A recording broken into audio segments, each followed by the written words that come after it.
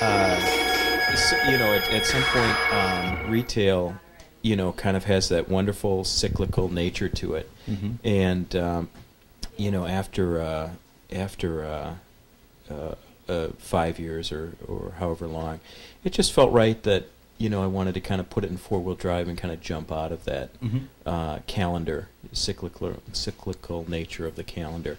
And so I started Thorburn Design, and we had a great go in the beginning, and then I was contacted by the great Carmichael Lynch to come in and start a design division for him, and ultimately Thorburn Design became Carmichael Lynch Thorburn. And 12 and a half years later, after a great run, here we are, I guess as a 15-year-old startup.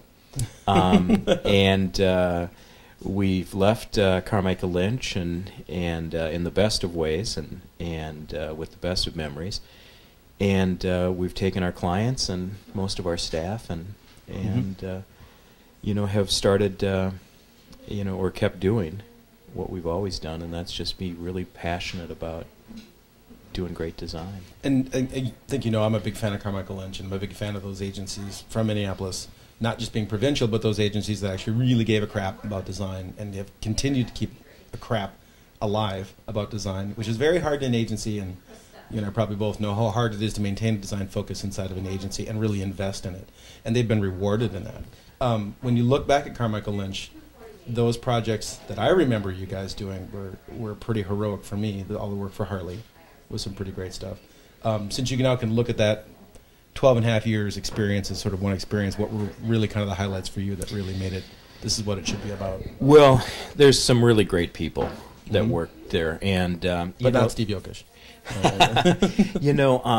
And it came from a spirit of entrepreneurialism, and you have to take that spirit of entrepreneurialism, the Lee Lynches, the Pat Fallons, and you have to kind of go back and say, this is what made Minneapolis. Yep. This is what defined Minneapolis. It's a very short list. I mean, there's a lot of people, but it's a short list. Well, these guys kind of stepped up and they stepped out, and that spirit was what attracted me originally to CL. And I just think in the same sense, the amount of talent that they've had working there. A guy named Peter McHugh, amazing talent, and I think you might have worked with him at Fallon. Yeah, ever so briefly. Yeah. And a Brit named Andy Clark, who really brought art to that place. And I think a mutual friend of ours, a guy named Brock Davis. Yep. Anyway, the list kind of goes on and on. Just really great guys, great fun, good working. But this new thing gives us the opportunity to work with other agencies, and being design being project centric. We're not tied into a particular client or a particular industry. We can be much more flexible in the clients that we've pitched, and so anyway, as of January 1 this year, what is it, February 2 or 3 or something like that? Yeah, it's about 4 weeks into it now. A month ago. A 4-week-old company. That's right, or a 15-year-old startup. Plus 4 weeks. We're keeping the spirit alive. I think it's anthropological. You know what I mean? I think it's sociological. I think design is being pulled into the circumference of the communication mix because it thinks differently. And we were sitting around the other day kind of talking about design thinking and what makes it unique and what makes us special. But for one, we think visually. And if you look at some of the great brands right now and you look at some of the great campaigns out there, the image is what leads. It's the visual that's leading, and it's not that words aren't relevant, but designers think in emotional and impactful, visual way. And you've got a whole generation coming up that was brought up on MTV and understand the visual language, but you also have crave it and crave it and crave it and understand it. And you look at Ryan McGinnis and you look at these guys that have really kind of stepped out and reinvented the visual language and the graphic language from what it was 10 years ago, 5 years ago. And you also put that in context of the WWW economy and you go, okay, hey, listen, you're turtle bread down the street. You got a website. It's being seen in Dubai. It's being seen in Bangladesh. You know what I mean? It's being seen in Brazil. And so, the visual language, the artist's language, the designer language is the new global language. Yeah, and that's worth talking about. And designers are the only ones that really kind of do that. And they think that way. I think the other thing that we've always done, and is that the touch of something, the experience of something.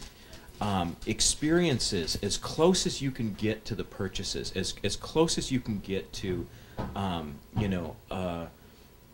something that's going to connect with someone else, is the other thing that design does. So the way something feels, the texture of something, the weight of something, the shape of something, the experience of something. Even when you're doing, even when you're working on the web, that you're thinking through this experiential thing. It's not a quick, hit print ad. It's not a 30-second, TV spot.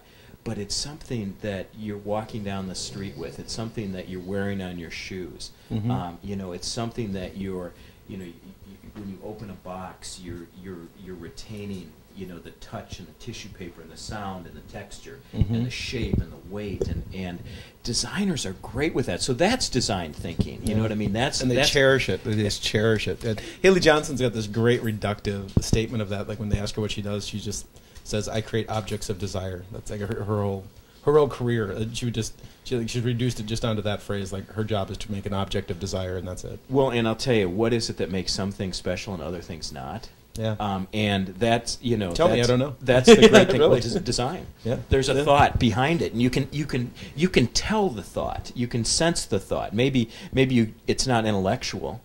But you can feel the craft and the sense and the thought and the spirit behind an object of desire.